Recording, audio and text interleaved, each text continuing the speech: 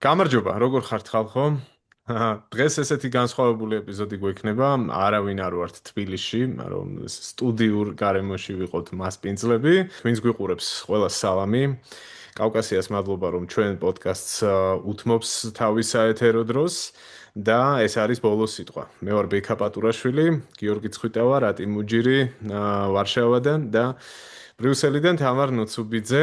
მოკლედ დღეს ესეთი ცოტა არ იყოს ემოციური დღე იყო ჩვენთვის, ყველასთვის, ვინც ვადევნებთ განსაკუთრებით ფოკუსირებული ვართ უკრაინის რუსეთ-უკრაინის ომზე და ნუ შოკის მომგვრელი ამბავი გასულ ღამეს რომ წავიკითხე რაღაცნაირად ცოტა თვალებს ვერ დაუჯერე, იმიტომ რომ ანუ არაფერი არ მოასწავებდა იმას, რომ უკრაინის თავდაცვის მინისტრი, რომელიც ძალიან რეიტინგული პოლიტიკოსია, რომელიც ძალიან რეიტინგული თავდაცვის მინისტრი იყო, რეფორმის რაღაცა სახე, უკრაინის წარმატების სახე, ანუ ბევრი გაგებით ძალიან საინტერესო პერსონა, ახალგაზრდა ლიდერი, რომელიც ბევრ ძალიან მაგარ საქმეს აკეთებდა და ჩამონათვალი თავადაც წარუდგინა საზოგადოებას რა მოასწრო ამ კაცმა 6 თვის განმავლობაში და უცებ ასე როგორც ვიცით ხოლმე ქართველებმა თქმა მოწმენდილცაზე ეს კაცი გააქრეს.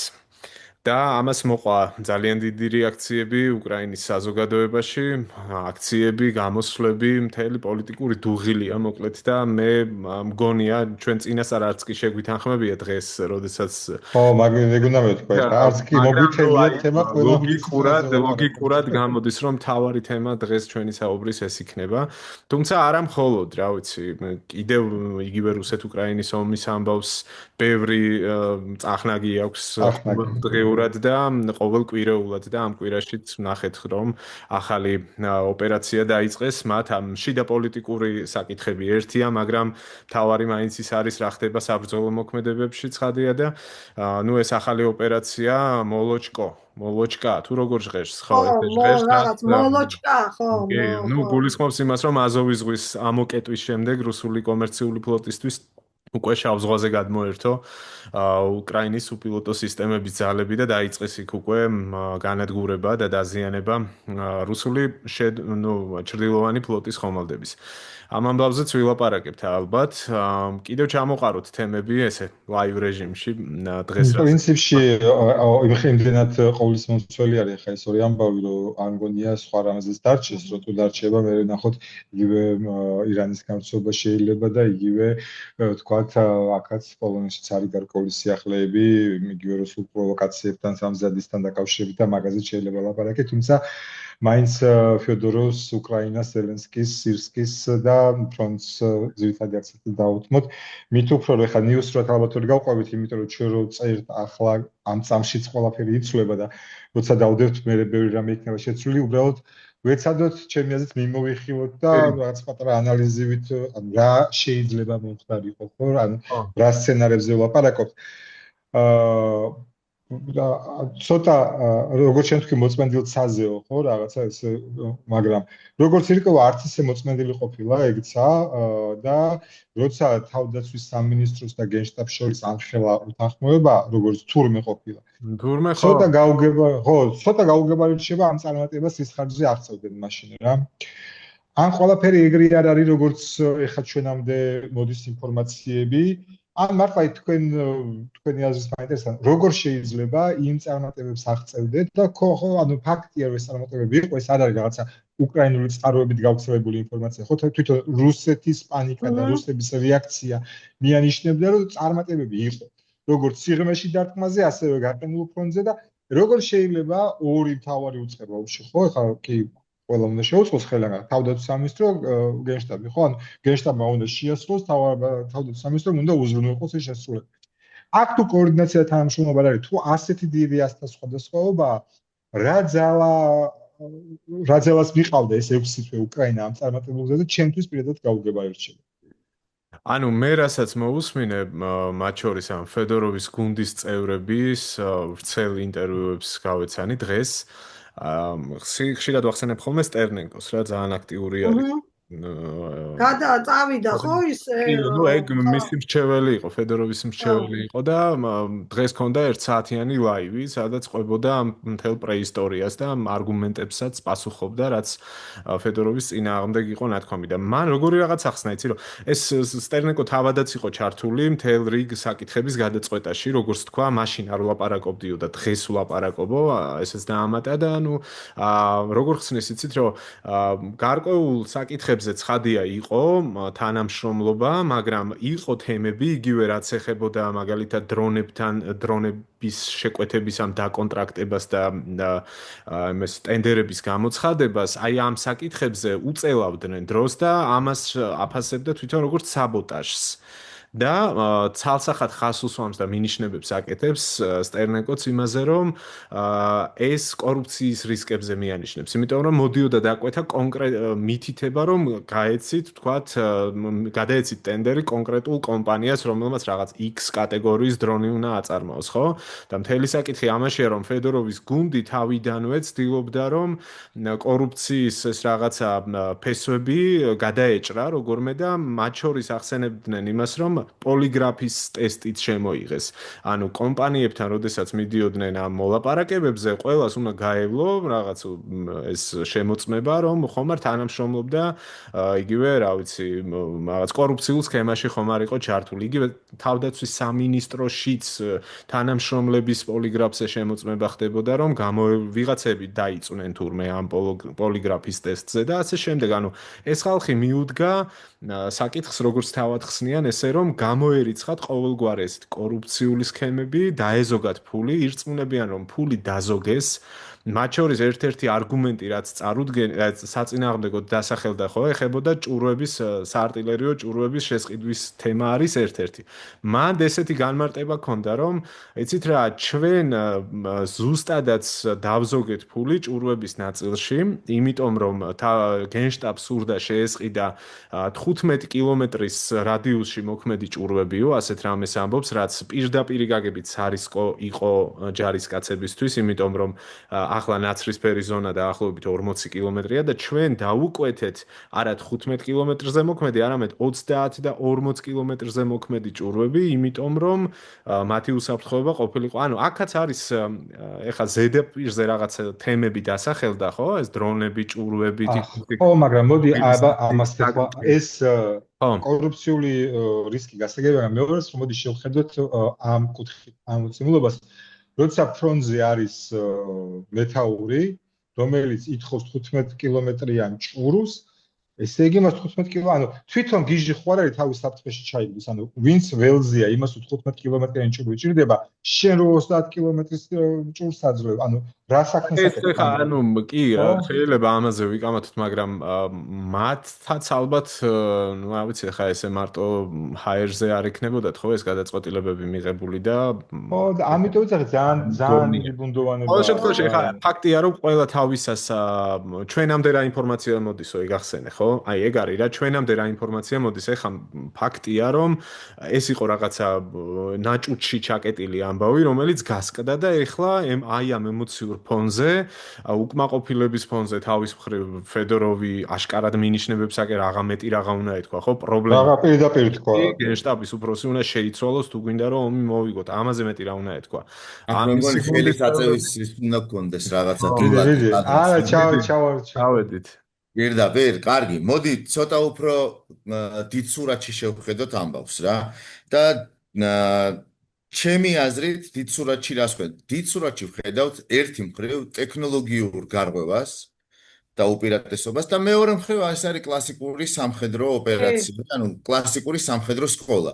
ეხა იქ 15 კილომეტრზე, 30 კილომეტრზე ამას არსებითი მნიშვნელობა ამ კონკრეტულ საუბარში არ აქვს, იმიტომ რომ ტექნოლოგიური განვითარება და გარღვევა ფიოდოროვმა გააკეთა. მისი პროგნოზი 35,000-ზე ავიდა და მე მგონი გეგმა ძალიან წარმატებით შეასრულა ამ ადამიანს. 30 ქონდა პროგნოზი. 15 დააყალდა, 15,000 დააყალდა 50-იან გეგმას. ხო და ანუ 35-ზე ავიდეთ, მაგას ვამბობ რა, მიდიოდა წინ. რა თქმა უნდა, ეს დაპირისპირება იქნება, იმიტომ რომ ერთი მხრივ სამხედროები, რა თქმა უნდა, თუ კი იმაზე ვისაუბრეთ, ვინ უფრო მართალია და რაღაცა, ეს ორი ხაზი ყოველთვის იჭიდავებს ერთმანეთში.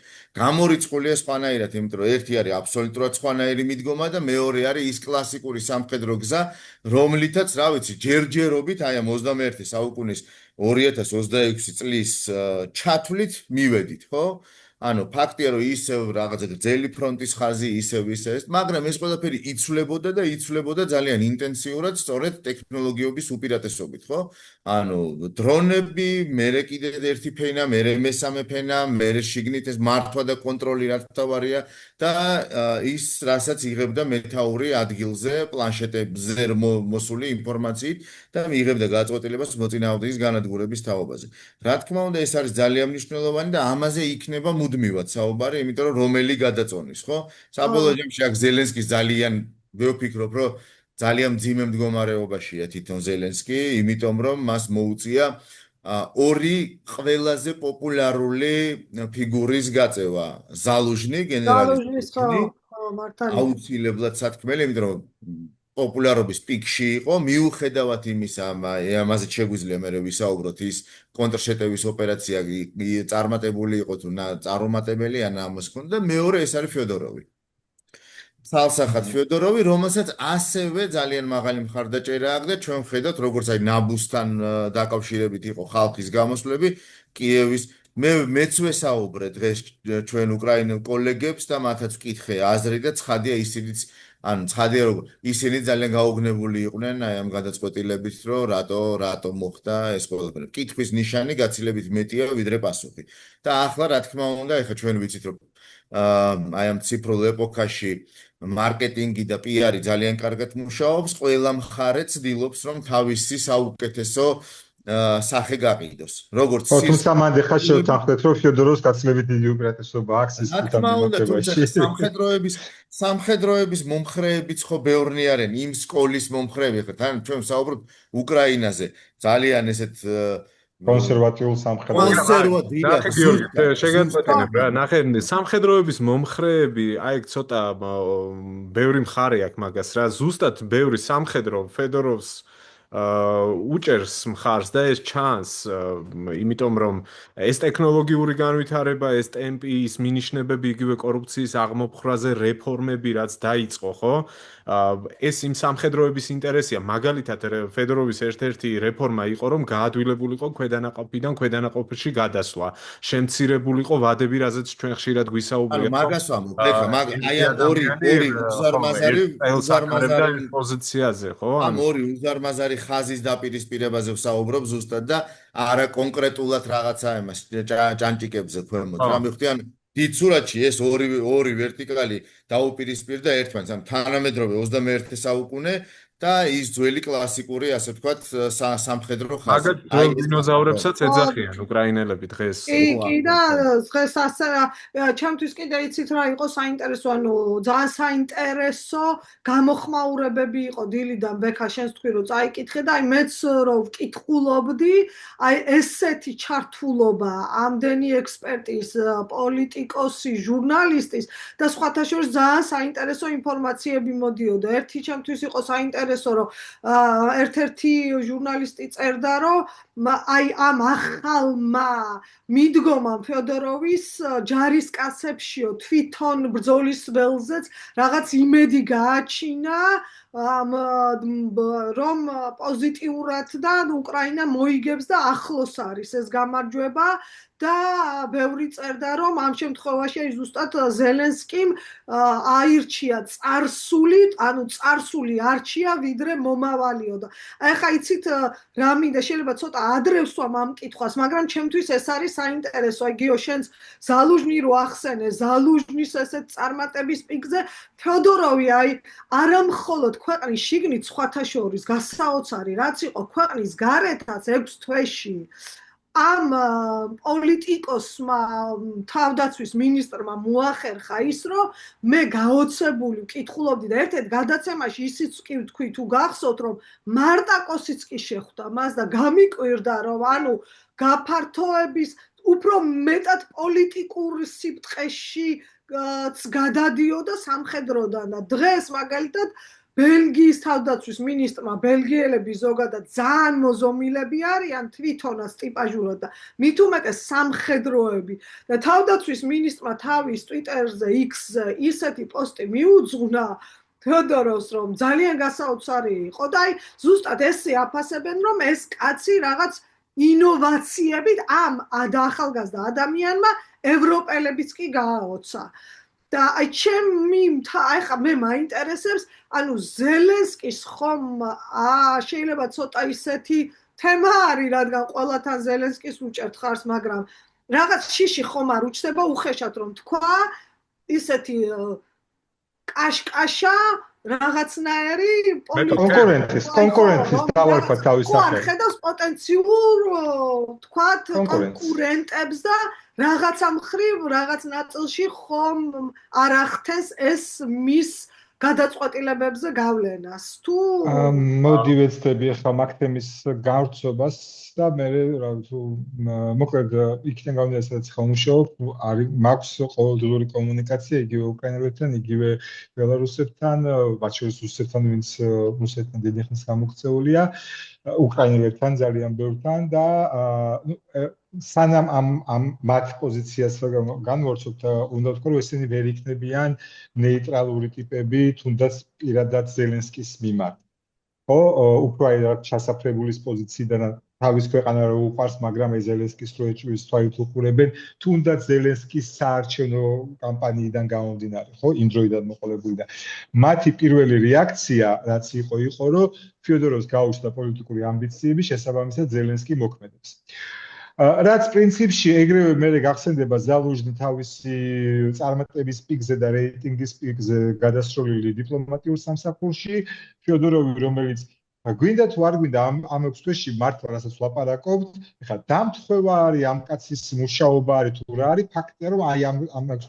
თვეში რიცხვებში დათვლილი შედეგები რაც იყო ეგეთი რავი სინაცლებიდან არ გვახსოვს ხო შეიძლება იმიტომაც რომ ეს კაცი კარგად აორგანიზებს და კარგად წარმოაჩენს ამ ყველაფერს ეს რო გიჩნდება ავტომატურად გეფიქრება რომ ხო პრინციპში მართლა ეს პოლიტიკური შურისძიება ხომ არ არის მაგრამ მეორე მხრივ ხო შევხედოთ ცოტა აი წის აი რა უძღოდა ამ ყველაფერს წინა ცოტა დიდ სურათში რო ავიღოთ ხო ფაქტი იყო რომ უნდა გავიხსენოთ რას მოყვა ეს ყველაფერი მოყვა ნატო სამიტს გაიხსენეთ ნატო სამიტის მერე ნატო სამიტზე რა სიახლე მივიღეთ ჩვენ უკრაინის ემართებაში ის რომ ამერიკამ აშკარად შეცვლილი რიტორიკა და მზად არის რაღაცა გადატვირთვისთვის რაღაც დამატებითი შერაღების გამოყოფისთვის დამატებითი ამოცანებისთვის შესაბამისად შესაძლოა რითიც დაიწყო ყველაფერი იყო პრემიერ-მინისტრის გადაყვანა ამერიკაში ელჩად გახსოვთ რომ მას უფრო კარგად დაელაგებინა ამერიკასთან ეს ახალი ურთიერთობები მეტიც იმასაც კი ამბობდნენ რომ იმისთვის რომ ფიოდოროვი მოეხსნაო მთელი სამთავრობო ცვლილებები მაგიტომ წამოიწყო თუმცა მე ამ ვერსიას ვერ დავეთანხმები და უფრო იმ ვერსიის მომხრე ვარ რომ აი ამერიკასთან ახალი სისხლის გამო დაჭირდა ეს პრემიერი ეს კარი რომელიც ძალიან წარმატებული არის და კარგი ურთიერთობები აქვს ამერიკულ მხარესთან შესაბამისად გადაადგილება როგორი მოყოფილიყო და როგორი გადაადგილება უნდა ყოფილიყო ხო რასაც მე ვხედავ რაც ჩანდა რომ ეს ქალი წასულიყო ამერიკას ელჩად პრემიერად წამოსულიყო აი ეს ვინც პრინციპში დაინიშნა რომელსაც კარგი გამოცდილება აქვს ენერგეტიკის მართვის, იმიტომ რომ ზელენსკი და ყველა ჩვენ კიდევ ერთ მძიმე ზამთარს ველოდებით და არ გვაქვს ილუზია, მე პირადად არ მაქვს ილუზია, რომ ზამთრამდე რამე მორჩება, თუნდაც ცეცხლშეწყვეტა მოხდება და აი ყველაფერი გავდა ამისთვის სამზადის, აი ძალიან პრაგმატული თვალსაზრისით, თუმცა აქვე შემოდიოდა ეს პოლიტიკური საკითხიც, რომ ზელენსკი ორ კუდრელს ერთდროულად კლავდა რა, ერთი რომ აი ამ წარმატებულ პრემიერ-მინისტრ ქალს, რომელიც ასევე ძალიან წარმატებულია ამერიკასთან ურთიერთობებში, უშვებს ამერიკაში, რომ აი აქ გარღვევა მოხდეს და მეორე მხრივ ძალიან კარგი ტექნოკრატ პრემიერს შემოიყვანდა მინისტრთა კაბინეტში, რომელსაც შეეძლო ავტონომიურად გადაწყვეტილებების მიღება. აი ისე რომ ყველაფერზე ზელენსკისთვის აზრი არ ეკითხა და ეს ზელენსკის აწყობს იქამდე სანამ ეს გადაწყვეტილებები პოლიტიკური შინაარსის და ხასიათის არის. ეს კალი გვარი ვერ დავიმახსოვრე სამწუხაროდ, რომელიც პრემიერი იყო და მიიწასული იყო. ხო, უნდა წასული იყო ამერიკაში. რამდენადაც ჩემთვის ცნობილია, ყველა გადაწყვეტილების ათანხმებდა ზელენსკისთან. მათ შორის ისეთ გადაწყვეტილებებსაც, რომელზეც ზელენსკის არ ჰქონდა დრო. და სულ იყო რომ მოდი ავტონომიურ რეჟიმში გააგრძელე მოქმედება. ამიტომ ეს ახალი პრემიერ-მინისტრი, რომელიც პრინციპში პრაქტიკულად დამტკიცებული, ეგეთი ტიპის კადრი არის. კარგი მენეჯერია, კარგად იცის ენერგეტიკის სფერო და შეუძლია ავტონომიურად მოქმედება და არ გააჩნია პოლიტიკური შლეილი. ეს ზელენსკისთვის არის იდეალური პერსონაჟი, ხა ამ ახალ მინისტრთა კაბინეტში. რაც ეხება ფიოდოროვს და მის პოლიტიკურ ამბიციებს, მინდა გაგახსენოთ, ახალ დანიშნული იყო და პირველი დიდი წარმატება ფიოდოროვის რა იყო? სტარლინკები, ხო? ცალსახად. მე გაგახსენოთ მაშინდელ ჩემს სკეპტიციზმს, თუ კი ეს შესაძლებელი იყო, რატო ელოდებოდა ეს კაცი, რომ თავდაცვის მინისტრი გამხდარიყო, რატომ არ შეეძლო ეს ეკეთებინა ინფრასტრუქტურის მინისტრი იყო, ხო, მანამდე. იმ პოზიციიდან. ანუ ფიოდოროვის აი ეს რაღაცა პოლიტიკური ამბიციები ჩემთვის თითქმის ყოველ ნაბიჯში ჩანს. თავისთავად შეიძლება კი არა და პირიქით, ცუდი არაფერია პოლიტიკურ ამბიციებში, მაგრამ როცა ქვეყანა არის მშვიდობიანობის პერიოდში. ახლა როცა ომში ხარ, მე მგონი რომ ნებისმიერი რესურსი, მათ შორის თუნდაც აი ეს რაზეც ილაპარაკა, ხო ეხა მასთან სატელეფონო საუბარზეც ილაპარაკა ფედოროვმა. შესაბამისად, თუ კი შენ მასთან დაგერეკება, რატომ არის აუცილებელი რომ თავდაცვის მინისტრი გახდე რომ დარეკო და რატომ არ შეგეძლია როგორც ინფრასტრუქტურის მინისტრმა დარეკო, ხო? იგივე ეხლა რაც ვახსენეთ, ხო, პირადი შემადგენლობის მარტივი გადაადგილება დანაყოფიდან დანაყოფში. ეს ჯარისკაცისთვის კარგია. მაგრამ ეხლა მოდი თქვენ შეხედეთ აი ამ ძველი კაცის სისხლის გადმოსახედიდან. მას გათვლილი აქვს რომ პირობითად 100 კაცი ჭირდება, არ ვიცი რაღაცა. კრამატორსკის მიმართულებაზე რა. და იმის გამო რომ კრამატორსკის მიმართულებაზე ვიღაცა თავქარიანი მეთაურია, რომელიც ჯარისკაცებს არ მოწონს, ჯარისკაცებს მუდმივად უნდა გადასვლა ზაპოროჟიეს მიმართულებაზე, იმიტომ რომ კარგი მეთაურია. ასე მარტივად თუ გადავა იქ ხო გამოუთავისუფლდება, ანუ ზურგი მოუშიშდება. შესაბამისად, მე ამიტომ ვიძახი, რომ ამიტომ არის, რაც არ უნდა მაგარი იყოს ფიოდოროვი და აი ეს ტექნოლოგიურ საკითხებში და კარგ რეფორმებს ატარებდეს, თუ კი ეს არ იქნება შესაბამისობაში აი იმ ძველი ყაიდის ჯარისკაცებთან, რომლებიც იღებენ გადაწყვეტილებას, მაშინ წარმატებას ვერ მიაღწევენ უბრალოდ და აი აქ აქვს ზელენსკის, აქ ჰქონდა ზელენსკის სამუშაო პრინციპში სულ ცოტა ხნის წინ და პრინციპში ალბათ ოსა დაიდება დაძველებულიც იქნება, მაგრამ ესეთი ჩემი აზრით ისეთი ყველაზე გულიდან ამოსული კომენტარი გააკეთა ზელენსკიმ, რომ იდეალურ შემთხვევაშიო ორივეს გავათავისუფლებდი, რომ აქამდე მიიყვანეს საქმე, მაგრამ ახლა ამის ფუფუნება არ მაქვს რა. ანუ იმდენად ყელში ამოვიდა ეს რაღაცა დაპირისპირება როგორც ჩანს. თუმცა კიდევ ერთხელ მე მგონი მაინც იპოვა გამოსავალი. რამდენად ეს იქნება გამოსავალი ჩვენ, რამდენად უშუალო სიტუაციას ამას ვანახებს დრო, მაგრამ როგორც ვკითხულობდი, დროებით მოვალეობის შემსრულებლად იქნება იმისი რა ქვია, გურის უფროსის მოადგილე, რომელიც სამხედრო კაცია და ის შეასრულებს, ასე ვთქვათ, თავდაცვის მინისტრის მოვალეობას გარკვეული პერიოდი. მასვე წარადგენსო, მე მგონი მე მასვე წარადგენს კი დღესვე თავდაცვის პოსტზე. კი, ახლა მაყურებლისთვის უფრო ცხადი იყოს, 4 შაბათის საღამოა, 5 შაბათის საღამოა, როცა ამ ვიდეოს წერთ და დღესვე უნდა შეიძლება ეხა სამწუხაროდ მიმდინარეობს მეორე სხდომა, რადასი რომელსაც უნდა დაამტკიცოს ეს ყველაფერი. და აქვე კიდევ ერთ თემას შემოვიდა ბუდანოვის საკითხი, მათ შორის გაჟღერდა, რომ შესაძლოა ბუდანოვი გახდეს თავდაცვის მინისტრი, მაგრამ მე ვარ აბსოლუტურად დარწმუნებული, რომ თვითონ ბუდანოვი იქნებოდა ამისი კატეგორიული წინააღმდეგი და ვეცდები ახსნა რატო. ეს კაცი თავისი სულით, ხორცით, ყველაფერით არის სამხედრო. თავდაცვის მინისტრად, ხა დროებით თავდაცვის მინისტრობას ბუდანოვი არ დათანხმდებოდა და თუ კი რჩები თავდაცვის მინისტრად, შენ უნდა დატოვო სამხედრო კარიერა.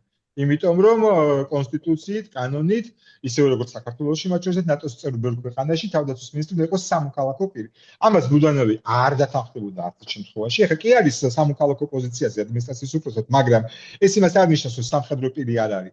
და თუ კი გახდებოდა თავდაცვის მინისტრი, მას უნდა დაეტოვებინა აი ეს სამხედრო წოდებები. ამიტომ ბუდანოვი მეორე მომენტი არის, რატი ჩავერთვები მეც რომ ბუდანოვი დღეს განსაკუთრებით ეს არის ჩრდილოვანი კაბინეტი, ანუ ჩრდილოვანი ძალა, რომელზეც, რა ვიცი, ზელენსკიც დგას პირადად რა. მას აქვს თავისი ძალიან სერიოზული ქიშპობა სირსკისთან, მათ შორის კურსკის ოპერაციასთან მიმართებითაც და მანამდეც, რაც წინ უსწრებდა კურსკის ოპერაციას და ბუდანოვის ინტერესები კიდევ უფრო განსხვავებულია. აქ ეხა ზელენსკის მთავარი ამოცანა იქნება, რომ დასავლეთს დაანახოს, თავის პარტნიორებს დაანახოს, რომ რეალურად დიდი არაფერი არ შეიცვალა, რომ ტექნოლოგიები ისევ იქნება გამოყენებული და ეს სამხედრო სკოლა, ძველი სამხედრო ხაზი ისევ გაგრძელდება და ეს რაღაცა სინქრონიზაცია მოხდება ამ ყველაფრის.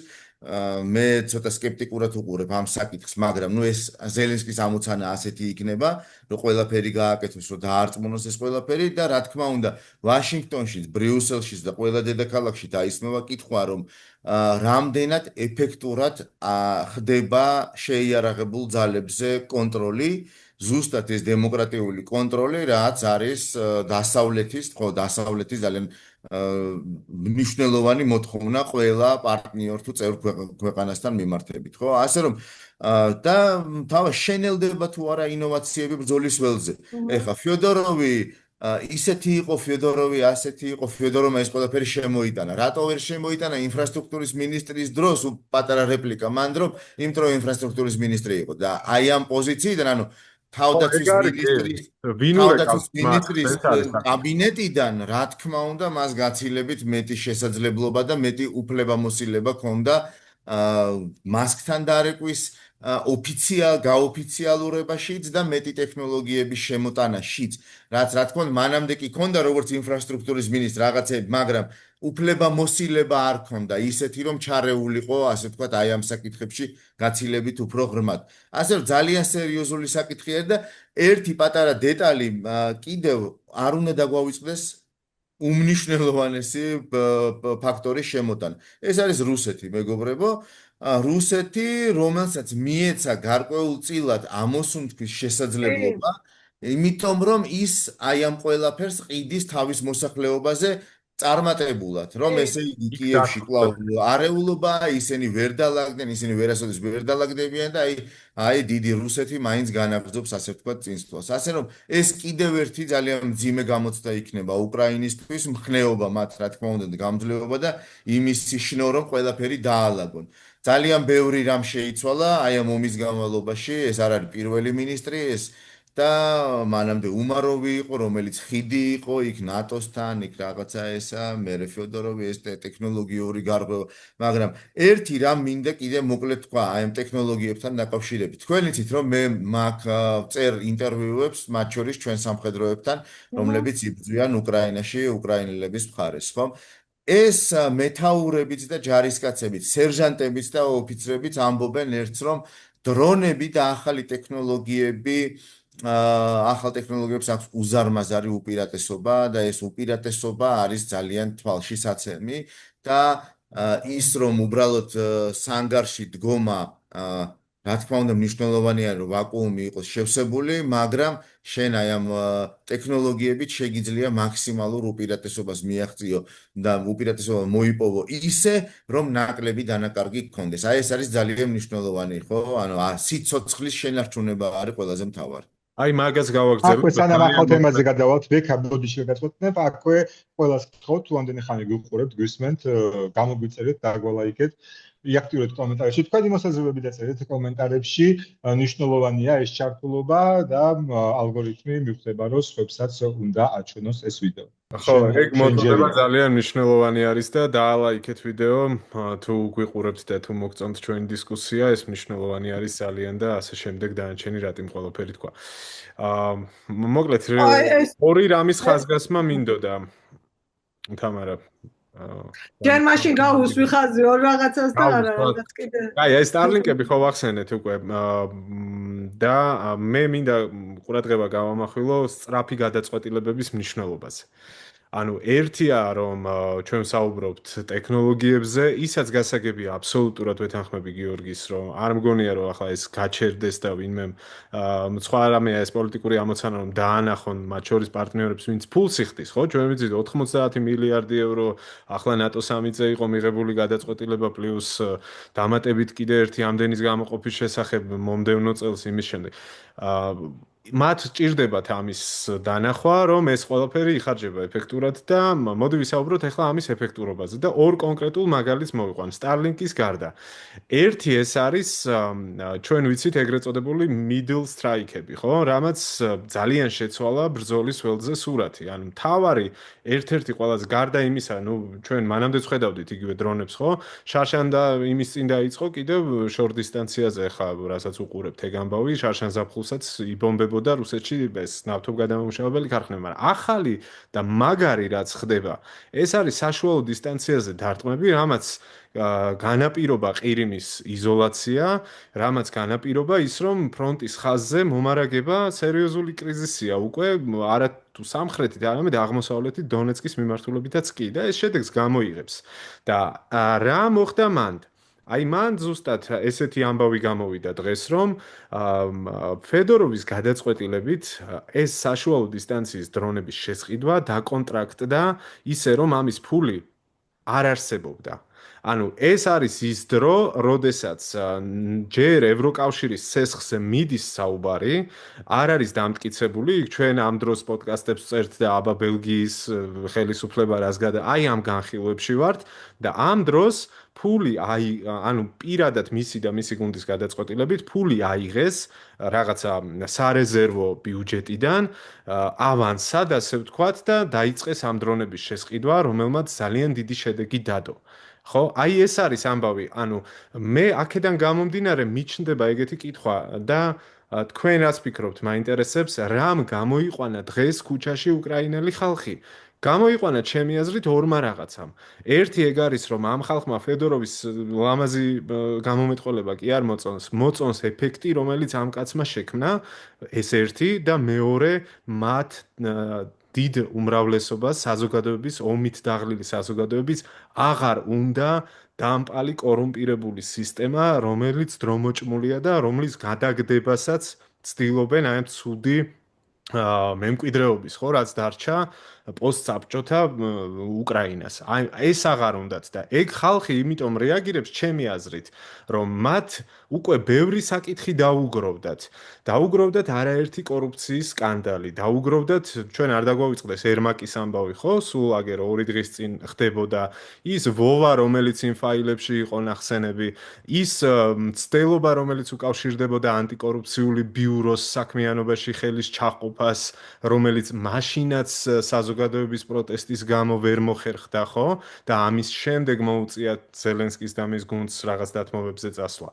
აი ჩემი დამოკიდებულება ეგეთი არის, რომ ხალხი მაგიტომ გამოვარდა დღეს ქუჩაში, მიუხედავად იმისა, რომ შეიძლება, რა ვიცი, ბალისტიკური საფრთხეც კი არსებობდეს იმ მომენტში, ხო? ეს არის მათი ამოცანა, ეს არის მათი საზოგადოების დაკვეთა და ფაქტია ასევე, რომ ზელენსკის მოუწია რაღაცა უკან ნაბიჯების გადადგმა წინა ჯერზე. ახლა მგონი ისე ღრმად შეტოპა ამ პროცესმა, რომ არ მგონი ახლა ფიოდოროვი უკან დააბრუნოს ვინმე, მაგრამ ძალიან ბევრი შრომა დაჭირდებათ იმისთვის, რომ ეგ დაუმტკიცონ საკუთარ საზოგადოებას, რომ აქ ყველაფერი რიგზია და აქ ისევ ისე არ მოხდება, როგორც ხდებოდა.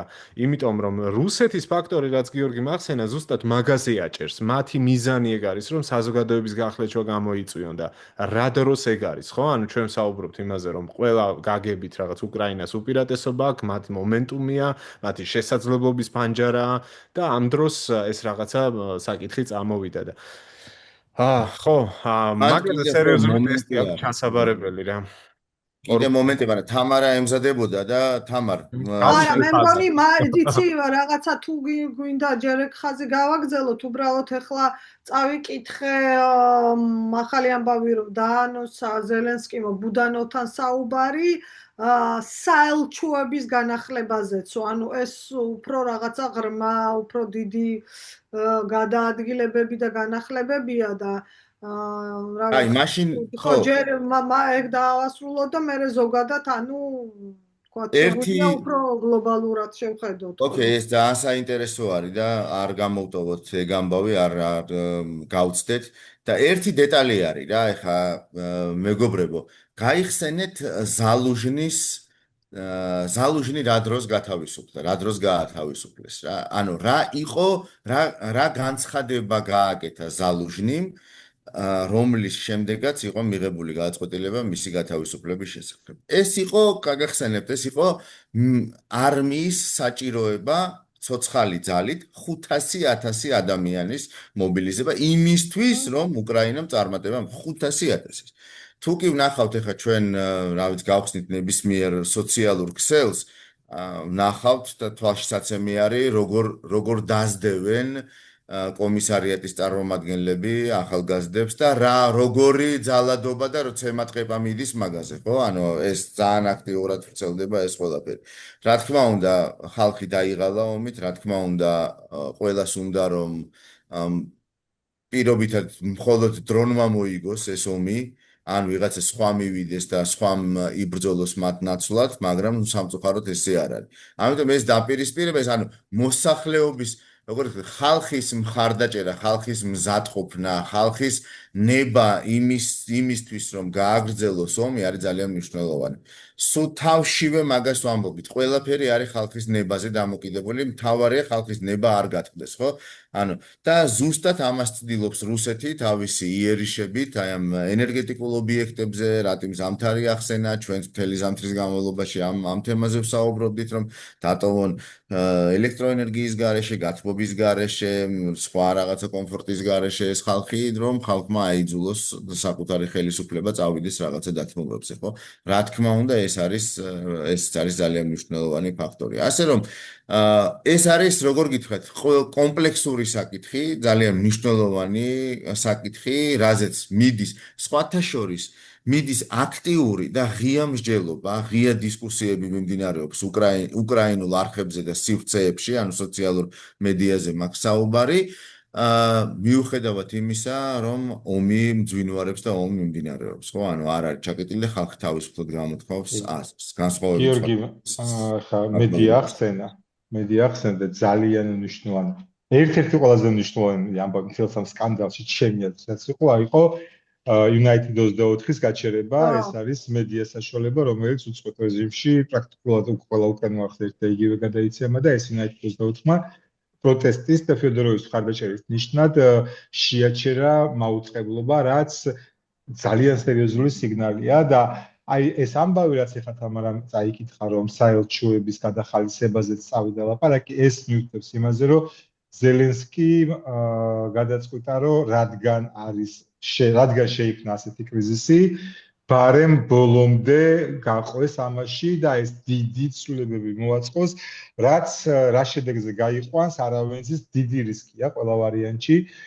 მეორე საკითხი, რაზეც ასევე მინდოდა მესაუბრა, იყო აი ეს ქუჩაში გამოსული ხალხი და ბექამ კარგად ახსენა, ხო, ეს ომისგან და კორუფციისგან დაღლილი საზოგადოება, რომელიც ომს არ უშინდება და გამოდის ქუჩაში, რაც აღნიშნულნე, ჩვენ გვინახავს არაერთი ისტორიული მაგალითი, როდესაც უკრაინელები ქუჩაში წყვეტენ ბედს, იმისა თუ როგორ განვითარდება უკრაინის სახელმწიფოებრიობა, სხვათა შორის ზუსტად გუშინ იყო უკრაინის სახელმწიფოებრიობის დღე, რაც აქვე მინდა მიულოცო. და აი ეს სახელმწიფოებრიობა რო არ შეწყდეს და გაგრძელდეს, ძალიან მნიშვნელოვანი არის ეს ომი, რომელიც აი ახლა მომენტუმშია შესული, ეს ტემპი არ დაკარგონ და ეს წინსვლა არ დაკარგონ. მეორეს მხრივ, დღეს ფედოროვი რაც აკეთებდა აქცენტს ერთ-ერთი კიდე იყო, რომ თუ კი ჩვენ გვინდა მოვიგოთ ეს ომი ასიმეტრიულ ბრძოლაში, ნაკლები დანაკარგებით და მალე მაშინ აუცილებელია გენშტაბის უფროსის მთავარსარდლის, ანუ სირსკის და გენშტაბის უფროსის შეცვლაზე საუბრობ. ეს მე ვშიშობ არ იყოს ფუჭი იმედის მიცემა ომით დაღლილი საზოგადოებისთვის და ვშიშობ საზოგადოება, რომელიც დღეს ქუჩაში იყო გამოსული, მათი ნაწილი მაინც არ იყოს აი ამ ფუჭი იმედის იმედზე, ასე. რა რომ თუ კი ფედოროვი გააგრძელებს ამ თავის ცვლილებებს და სიახლეების დანერგვას, ეს მიგვიყვანს ომის დასრულებამდე იმაზე ადრე, ვიდრე თქვა სირსკი და ზელენსკი გვპირდება, ხო? აი მე ამისი რეალურად მეშინია, იმიტომ რომ ომით გადაღლა მთელს ევროპაში რო არის და დანარჩენ სამყაროში რო არის ხვარი, მაგრამ ეხლა ჩვენ უნდა წარმოვიდგინოთ როგორი არის ეს ომით გადაღლა უკრაინაში. მით უფრო უკრაინაში დარჩენილია ის ხალხი, ვინც ამ ომს არ გაექცა მათი ნაწილი ხო ნაწილი ფიზიკურად ვერ ახერხებდა ალბათ და ნაწილი შეგნებულად არ გაექცა და ჩვენ გვინახავს ამის მაგალითი ვინც შეგნებულად დარჩა იქ და ძალიან ბევრი გაიღო და ამდენი სიცოცხლე არის გაღებული ხო უკრაინის სახელმწიფოსთვის. ამიტომ აი ამ ფონზე აი ეს ცოტა ფუჭი იმედის მომცემი არ იყოს თქო. ამისის გულწრფელად მეშინია. გარდა ამისა კიდევ ერთი საკითხი რასაც ზელენსკი ასახელებს რა არ მოწონდა ფიოდოროვში არის გაწვევის საკითხის მოგვარება. თავის მხრივ ფედოროვი ამბობს, რომ ეს ყველაფერი გენშტაბის დაქვემდებარებაში არის და მე რა უნდა მექნა. თუ მე მავალებთ, მე სხვანაირი გზები მაქვს და მე სხვანაირი განწყობლებები მჭირდება, ამბობს ის. შესაბამისად, ეხლა ომიდან 5 წლის მერე მობილიზაციის და გაწვევის პრობლემის მოგვარება შემთთვის პირადად წარმოუდგენელია. იმიტომ რომ ადამიანური რესურსი ყველაზე მეტად მილევადია და ეს ადამიანური რესურსი უკრაინაში მილევად პროცესში არის. შესაბამისად, თუ კი ვინმე იძლევა დაპირებას და გარანტიას, რომ ამას მოაგვარებს, ჩემთვის ესეც ფუჭი იმედია და ცოტა პოპულიზმია. იმიტომ რომ ეს არის ის ჯვარი, რაც უკრაინამ უნდა ატაროს, ანუ აი ამ დეფიციტში, აი ამ წვალებაში უნდა იპოვოს რესურსი და შეავსოს. და აქ შემოდის კიდევ ერთი საკითხი, რომელზეც ჩვენ არაერთხელ ვილაპარაკია, შემოდგომის ბოლო და რუსეთში ასე ყადაღებული მობილიზაცია, ხა, რომელიც პრაქტიკულად გარდაუვალია, იმიტომ რომ თუ კი ეს ტემპი ესე გაგრძელდა, როგორც ახლა ეს 6 თვე მიდის, სხვა გზა უბრალოდ ფიზიკურად აღარ აქვს და აი თუ კი მილიონ კაცს ის მობილიზაციას მოახდენს რუსეთი, მაშინ უკრაინამ რა უნდა ქნას? უკრაინასაც დაჭირდება მობილიზაცია. აი ჩემი აზრით ზელენსკი ახლა აი იმ მობილიზაციისთვის ემზადება. რუსეთის მობილიზაციის საპირწონით რაც უნდა მოხდეს უკრაინაში და ეძებს კადრს, ვინც ამ თემას მოუგვარებს. თუმცა კიდევ ერთხელ ვიძახი, ძალიან ანუ გასაგებია რომ ჩვენ არც ერთი უკრაინაში არ ვართ, ეხლა მორჩილები ხა? გასაგებია რომ ჩვენ არც ერთი უკრაინაში არ ვართ და არ ვიცით იქ უშუალოდ რა განწყობებია როგორ, მე აი ესე დაკვირვებით ნელა წარმომიდგენია ადამიანი, ვინც რაღაც ჯადოსნური ჯოხი აქვს და ეს დაქმნებით მოაგვარებს ამ პრობლემას. აი ზუსტად ჯადოსნური ჯოხი და ერთ დღეში რო არ გვარდება, ამაზე ვიტყვი, დღეს ფეოდოროვის დამცველი ვარ მოკლედ რა ვიცი. მაგი არის, ნახე. არც მე მაქვს მისის წინააღმდეგი არაფერი, თუმცა აკეთებდა რას? ზუსტად აი უბრალოდ რაღაცა ალოგიკური არის რომ მობილიზაციის საკითხი ვერ მოაგვარაზე აწვევიან დღეს მაგაც, იმიტომ რომ ამ ადამიანმა დაიწყო ზუსტად არმიის აი პირადი შემადგენლობის ნაწილში ძალიან მნიშვნელოვანი რეფორმები. ერთი ეს იყო, მოდი ახლა საზოგადოების განწყობები ხო მნიშვნელოვანია, ხო თანხმდებით ამაზე და გიორგი ამას ამბობდა, ხო? ჩვენ ვლაპარაკობთ იმაზე, რომ დაღლილ ხალხს მე-5 წელს ომის უნდა გაუჩინოთ мотиваცია თუ არ ვიცი განცდა თუ რაც გინდა ის დავარქვათ რომ ეხლა ადგეს და წავიდეს საომრად და საიდან უნდა გაუჩინოთ ეს мотиваცია ეს კაცი ამბობდა ესეთ რაღაცას ხელფასების საკითხის მოგვარება ვადების საკითხის მოგვარება სამართლიანი გადანაწილება გადმონაწილება და გარდა ამისა ის სკანდალიც არ დაგავიწყდეთ, რაც ბოლო დროს ძალიან დიდი შავი ლაქა იყო გენშტაბისთვის და სირსკისთვის, რომელიც არაერთ დანაყოფში უკავშირდება წამების ფაქტების, ცემის ფაქტების გამოვლენას და იქ რაღაცა ადამიანების მკვლელობაზეც კი არის საუბარი და ამაზე მიდის გამოძიებები. და ცემა ტყეპა და ასე შემდეგ. ანუ ამ კაცმა დაიწყო რეფორმები, რომელიც პირიქით აი ამ მანკიერი მხარეების დიდი ბიუროკრატიის, რაღაცა მოუქნელი სისტემის და გადაწყვეტილებების პირიქით შემსუბუქებაზე იყო მიმართული. და ამას ამბობს, რომ მე ამას ვაკეთებდი და მიწყობენ საბოტაჟს. მე რომ რაღაცას ვაკეთებ, ამაზე ტიპები არ მომყვებიან, რომლებიც უნდა მომყვებოდნენ. ამაშია საქმე და ამ ადამიანს ეხლა ეუბნებიან, რომ შენი ბრალია ის, რომ რაღაც მობილიზაციის საკითხი ვერ მოაგვარეო.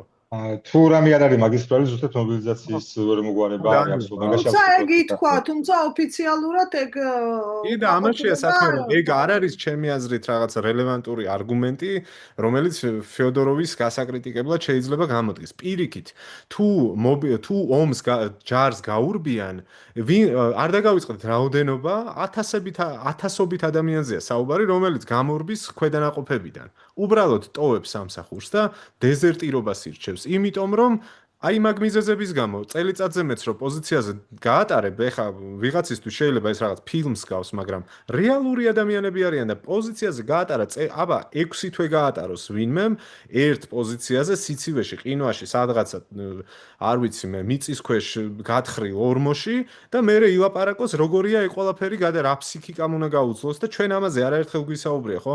ეგ არის თუ ეგ ყველაფერი არ დაალაგდა და ეს ახალი გუნდი, ახალგაზრდა პოლიტიკოსების და სპეციალისტების გუნდი ამას ამბობს, რომ ეს ძველი რაღაცა დინოზავრი გადმონაშთი უნდა მოვიშოროთ და რაღაცა ახალი სისტემა უნდა დამრერგოთ, რომელიც უფრო ხელსაყრელი, მიმზიდველი და შედეგზე გათვლილი იქნება, მათ შორის სწრაფგადაწყვეტილებებზე, მოქნილობაზე, ციფრულობაზე და ასე შემდეგ. რა ვიცი, მაგიტომ მე მესმის ამ ხალხის, ვინც ეხლა პროტესტს გამოხატავს და მაშინ ხო აი მე მიჩნდება კითხვა რატომ გააკეთა ზელენსკიმ არჩევანი თქვათ თუ ამ ვითარებაში სირსკიზე ანუ აი მოდი ახლა ჩვენ ესე დავსვათ საკითხი ჩვენ სხვათა შორის თამარა შემოიტანე რომ ეს იყო მისი გადაწყვეტილება და ეს რაღაც პოლიტიკური თქვათ ოპონენტის ჩამოშორების მცდელობა თუ აიძულეს ზელენსკი მოდი ახლა ესე დავსვათ საკითხი აბა ხომ არ არის სიტუაცია მართლა ისე რომ გარკვეული კორუფციული სქემებიდან გამომდინარე იქიდან გამომდინარე ვიღაცებს თუნდაც იმ დრონების კონტრაქტებიდან და ასე შემდეგ რაღაცა ინტერესები გააჩნდათ ლობირება გაუწიეს მაგ საკითხს და დაალაგეს, ასე ვთქვათ, ჩვენებურად რომ ვთქვათ, ხომ არ დაალაგეს ისე რომ ეგ პრობლემა რეალურად მაგ ხალხისთვის, ვინც მაგ ფულს შოულობდა და ჩვენ ვიცით რომ შოულობდა ბევრი ხალხი ფულს, ხო? გამოსულა ასეთი ამბები, მათ შორის დაჭერილია ხალხი ესეთ რამეებზე. მაგ ხალხისთვის ვინ იყო ფიოდოროვი? და ეგეთი ახალგაზრდა ამბიციური ტიპები ვინ არიან? ხიჭვი. ჩვენ ეს ძალიან კარგად გვესმის, ხო? კარგია, მაშინ ვიდეო სადაც ზელენსკი გარეულია მაგ ყველაფერში, ზელენსკისთან თავის წელი მიდის. მაგასაც არ გამორიცხავენ სხვათა შორის. და ანუ იცი რას ამბობენ დღეს რომ მე ყოველ შემთხვევაში რა არ ვიცი შეიძლება მე სხვა ხალხს უსმენ და სხვა ხალხს უსმენს, მაგრამ ნახეთ, მაგას ამბობენ რომ ჩვენ ვართ ომში, ჩვენ ამას ვიაზრებთ, მაგრამ რაც არ უნდა მტკივნეული იყოს, ჩვენ რეალობას უნდა გავუსწოროთ თვალი.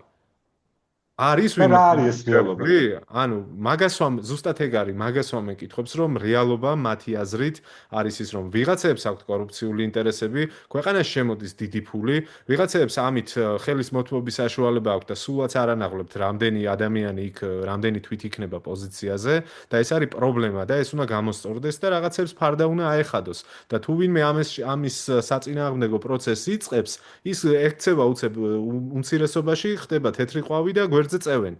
აი ეს არის რა, ნუ რაც ოკეი, მან ერთი რაღაცა მე ერთი პატარა ჩართვა მინდა გავაკეთო, რომ კიდევ დიდ სურათს დაუბრუნდე რა, ასე ვთქვათ რა. საბჭოთა კავშირის დაშლის დროისთვის ადრეც მაქვს ნათქვამი, მე მგონი, უკრაინას დარჩა მილიონიანი არმია. რომლისთვისაც რა უნდა გაეკეთებინა ფიზიკურად არ იცოდა. 2004 წლისთვის, 4-5 წლისთვის, ანუ ნარინჯისფერი რევოლუციის შემდეგ მილიონიდან ჯერ 700,000-ზე, მერე 500,000-ზე, მერე 300,000-ზე, მერე კიდე შემცირდა, კიდე შემცირდა, კიდე შემცირდა.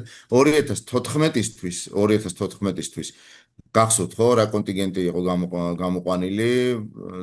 სტრაიკბოლელები იყვნენ და რა ვიცი, მოხალისეები, რომლებიც დარბოდნენ სხვადასხვა თემაზე, ხო? ანუ მე 14-ის კამპანიების დროს მოხალისეები უფრო დიდ შედეგს აღწევდნენ ვიდრე არმია.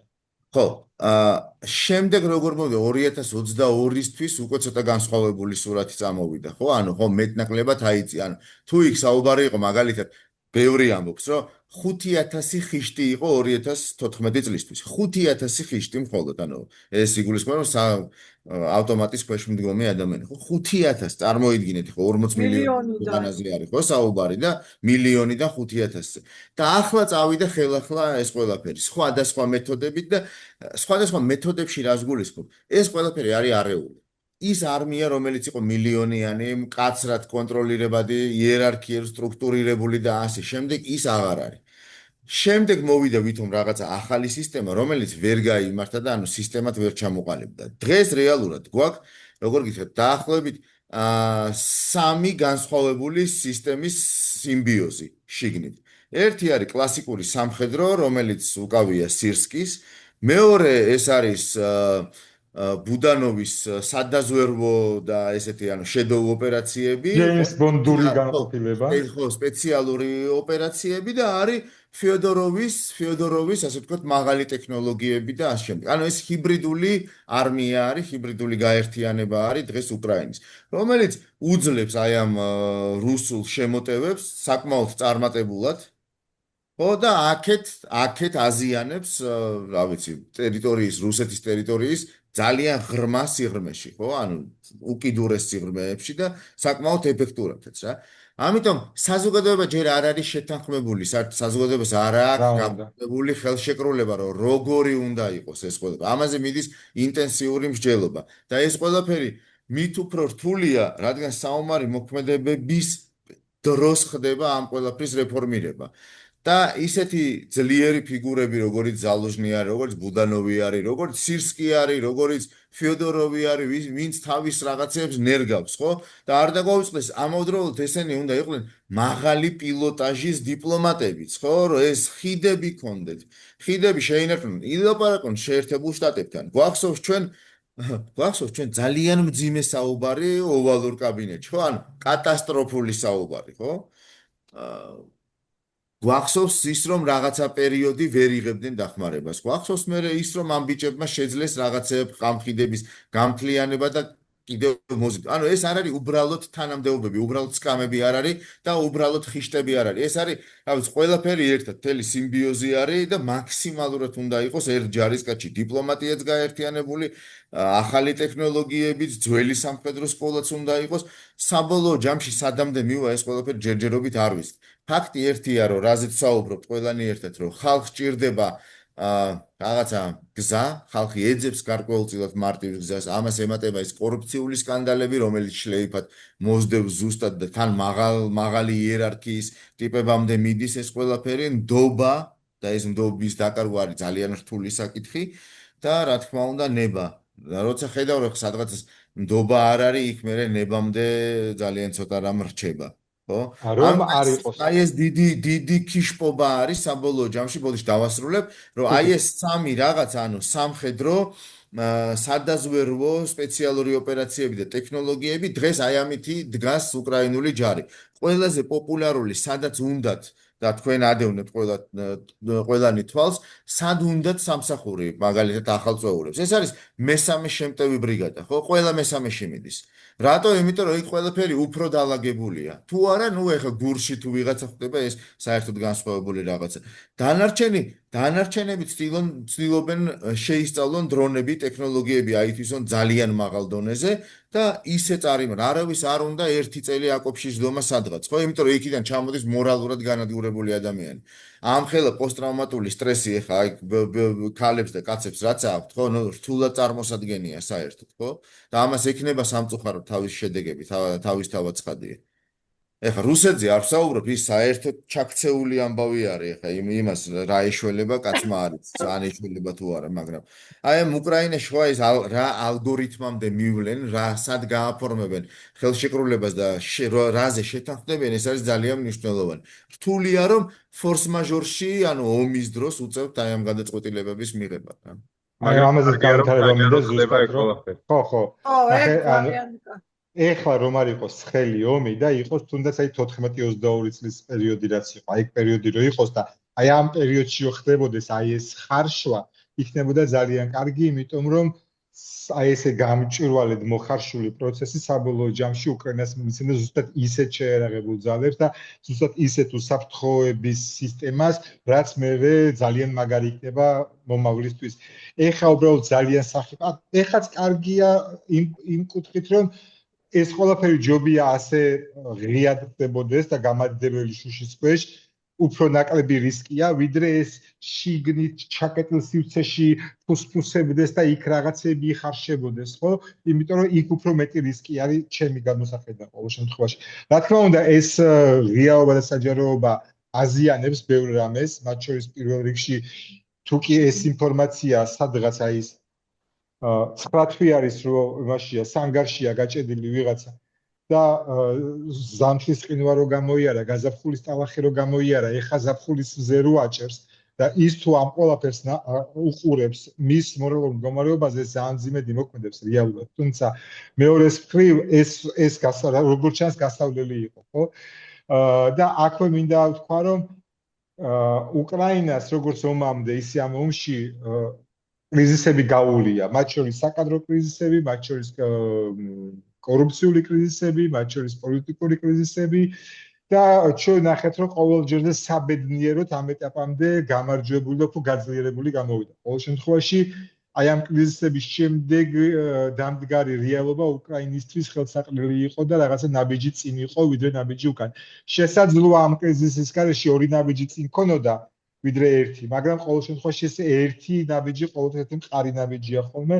ამიტომ მინდა მჯეროდეს, რომ ამ კრიზისიდანაც აი ესე გამოვლენ და იქნება რეალობა ისეთი, როგორიც აი მებრძოლ ხალხს ეკადრება, ვინც მე-5 წელია ინახავს სახელმწიფოებრიობას და მე-5 წელია ინახავს სახელმწიფო უკრაინას, რომ კიევი დგას, ყველა დიდი ქალაქი დგას და ფრონტი გაყინულია და პირიქით შესაძლებელი გახდა უკრაინის სიღრმეში გადატანა ამ ყველაფრის და რუსეთში არსებულ კრიზისზე თვითონ რუსები ლაპარაკობენ. თქვენ ელემენტარულად წარმოვიდგინეთ თქვენს ცხოვრებაში, როდესმე ვიღაცას რო ეთქვათ, რომ ერთ დღეს რუსეთში გაიღვიძებენ და ბენზინი არ იქნება. აი ხო აუცილებლად ჯამთელი რომ ანუ მის ჯამთელობაში ხო ეჭვი შეგვეპარებოდა ყველაზე მსუბუქად რო ვთქვა და ეს რეალობა აგერ უკვე თვეზე მეტია გრძელდება რუსეთში და კაცმა ის კიდე რამდენი ხანი გაგრძელდება, ხო და აი ამ მომენტუმის გაშვება არ შეიძლება. ვისურვებდი, რომ აი ყველაზე მოკლე დროში მოგვარდეს და მე ისე გაგრძელდეს იმ წარმატებებზე საუბარი, რომელიც საბოლოო ჯამში უკრაინას მიიყვანს გამარჯვებამდე. ჩემი აზრით მეორე რამე ინერციით წავა და ეს ახლა პროცესები ესე არ გაჩერდება ერთი ბოდიში, თამარ და ერთ დროს არ წავიღო. რაღაცები მე მგონია რომ კრიზისია, მაგრამ აუცილებლად ჩვეულებრივად გაგრძელდება იგივე ის ოპერაციები, რომელიც მიდის აზოვის ზღვაში, შავ ზღვაში, ის გეგმებიც, რომელიც რუსეთში სტრატეგიული ობიექტების ბომბას უკავშირდება, ჩემი აზრით ეგ დიდი ხანია კალენდარზე გაწერილია და მიდის თავის გეგმის მიხედვით, ასე რომ რუსებს და რუსეთ უმეებს ნუ გაუხარდებათ დიდად. ეს შეიძლება ერთ დღიანი რაღაცა ინფორმაციო კამპანიისთვის გამოადგეთ, რომ ახლა ეს შეფუთონ თითქოს მაგარი ამბავი მოხდა, ეხა იქ დაერივნენ ერთმანეთს, მაგრამ დიდი შეღავათი მაგათთვის ნამდვილად არ იქნება. ასე მგონია, ეგ გრძელვადიან პერსპექტივაში ვნახოთ რა იქნება.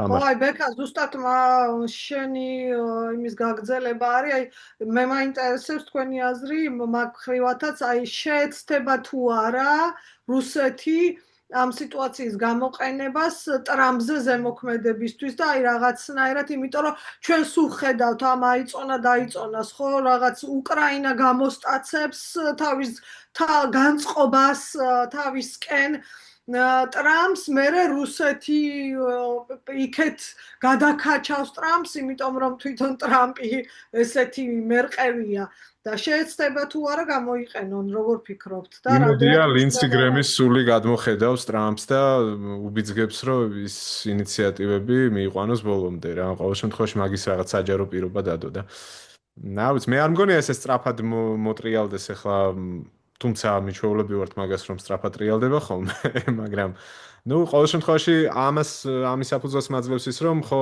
ეგაც გაცვეთილი ფრაზა, მაგრამ გავიმეორებ, რომ ტრამპს რაღაც გამარჯვებულის პოზიციიდან ლაპარაკი უყვარს და ეხა ასე თუ ისეა უკრაინას აქვს ინიციატივა, რუსეთში სერიოზული პრობლემები არის და ამ წუთას არ მგონია ახლა თუ დაგროვდა ეს და რაღაცა კოლაფსამდე მივიდა, ხო, რუსები ცდილობენ კომუნიკაციას, ესაც გამოჩნდა.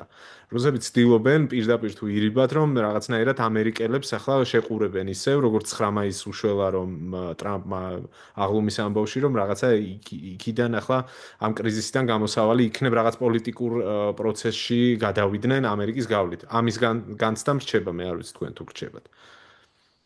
რაღაცა ეგეთი ვითარება არის, აქვე გეტყვით, რომ დაახლოებით 10 წუთამდე მაქსიმუმ დაგვრჩა და მე მგონი ნელ-ნელა შევაჯამოთ, პრინციპში მე შეჯიბრება გამომივიდა უკვე. და ხო, ორი სიტყვით ისევ ამერიკაზე კი არის, მე ვხედავ მაგ რისკს, მაგრამ ეძახდა, რომ შეიძლება რუსეთი ეცადოს, რომ ტრამპის კეთილგანწყობა გადაწონოს და ის დაპირებები, რომელიც გაიცა, თუნდაც პეტრიოტებთან მიმართებაში არ შესრულდეს.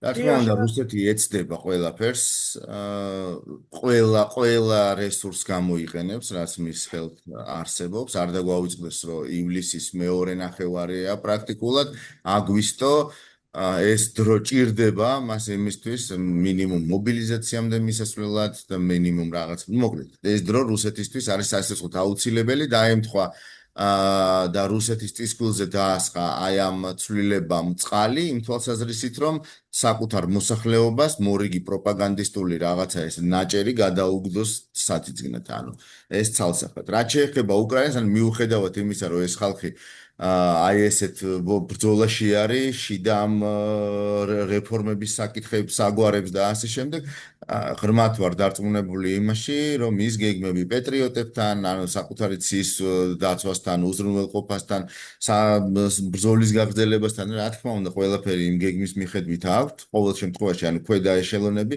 განაგრძობენ და ეს უახლოესი რამდენიმე დღე თუნდაც უახლოესი 2 კვირა ზუსტად ამის თვალსაჩინო მაგალითი იქნება როგორ განაგრძობენ იგივე ტექნოლოგიები მუშაობას ქვედანაყოფებში და როგორ იმოქმედებენ ქვედანაყოფების სინქრონში სხვა დანარჩენ სტრუქტურებთან ერთად. ასე რომ უკრაინა წინ.